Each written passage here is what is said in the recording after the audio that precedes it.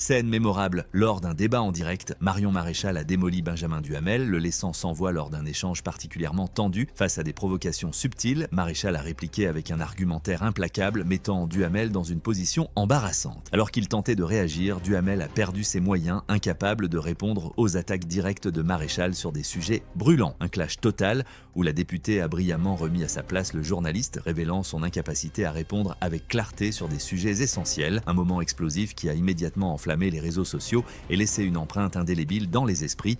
De ces agences, même sur les promesses aujourd'hui de réduction du nombre de fonctionnaires, on parle de 2000 sur un total de près de 5 millions. On va parler de ces éléments, budgétaires. Mais alors sur quoi il faut faire bouger ce budget? Parce qu'au fond, les lignes rouges de Marine Le Pen, si on les liste, c'est la question de l'indexation des pensions de retraite au 1er janvier intégrale, c'est la question des exonérations de charges et du déremboursement des médicaments. Il faut que le gouvernement lâche sur tous ces points. Typiquement, oui en effet, mais typiquement au-delà de ça, puisqu'on parle de l'exonération des charges, on sait aujourd'hui qu'on est passé d'une hausse de ces charges de 3 milliards à 1,6 seulement, mais c'est toujours 1,6 milliard de trop. Oui. On est aujourd'hui dans une situation... Combien d'exonération de cotisation totale ? Non mais le problème c'est qu'aujourd'hui... 80 milliards d'euros d'exonération. Très bien, si vous voulez, mais le problème c'est qu'aujourd'hui, on est face à, personne n'en parle d'ailleurs, à une défaillance historique, un nombre de défaillances historiques de nos entreprises. C'est un carnage auprès des tribunaux de commerce, un carnage. Donc on peut faire comme si cela n'existait pas, on peut, pour faire des économies de bout de chandelle d'1 milliard sur les centaines de milliards de déficits que nous connaissons, aller chercher une fois de plus à taper sur le coût du travail, alors qu'on sait déjà la difficulté de nos entreprises à embaucher et les taux de chômage qui explosent. Moi je vais vous le dire, je pense que c'est l'inverse que nous aurions dû faire. Nous aurions dû même viser, au-delà de ne pas augmenter les impôts, à baisser les impôts. Parce que le problème c'est que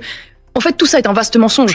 Pardonnez-moi, mais les prévisions de croissance sur lesquelles sont basés ce budget sont mensongères, comme c'était le cas déjà sous Bruno Le Maire. Donc à un moment donné, on n'en est plus, si vous voulez, à simplement des petits bricolages, de petits milliards par-ci, petits dizaines de millions par-là. On en est à des appels de réponses structurelles. Et là, si je dois vous en donner des pistes, je peux vous en donner. Typiquement, chaque année, le gouvernement verse près de 30 milliards d'euros chaque année pour compenser le déficit des retraites de la fonction publique. Nous avons, par exemple, chaque année, 15 milliards d'euros de dépenses pour l'absentéisme dans la fonction publique. Le Rassemblement national avec lequel vous êtes allié souhaite l'abrogation de la réforme d'Elisabeth Borne et celle de Marisol Touraine en 2013.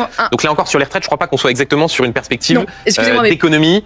Non mais d'accord, mais pardonnez-moi, mais sur ces sujets, depuis des années, le Rassemblement national défend d'ailleurs l'alignement du régime public avec le régime privé sur les retraites. Donc il y a manifestement un chemin. Non mais moi je suis pas aligné aujourd'hui parfaitement avec ce que propose le Rassemblement national, mais il y a donc un chemin puisque tout le monde aujourd'hui considère que nous avons un problème de différence significative entre le régime privé et le régime public.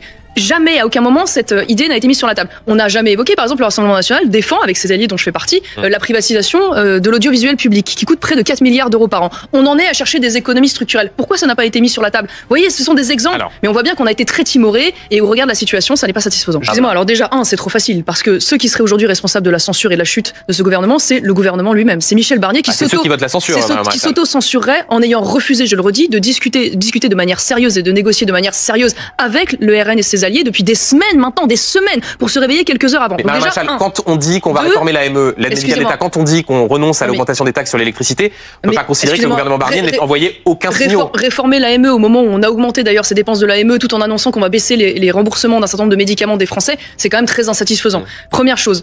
Deuxième chose, nous sommes aujourd'hui face à une situation où le gouvernement n'a pas pris manifestement la mesure du rapport de force à l'Assemblée nationale. Je le répète, cette coalition est arrivée première aux dernières élections législatives. Elle aurait dû donc être, un partenaire privilégié des discussions, d'autant plus qu'il n'y avait pas de volonté de censure a priori. Donc il y avait une volonté aujourd'hui de négociation. Maintenant, ce dont vous parlez relève aujourd'hui de la spéculation. Parce que d'après les dernières informations qu'on a eues, la chute du gouvernement sera totalement indolore. Non, ce que je suis en train de vous dire, c'est que la tempête, une fois de plus financière et budgétaire,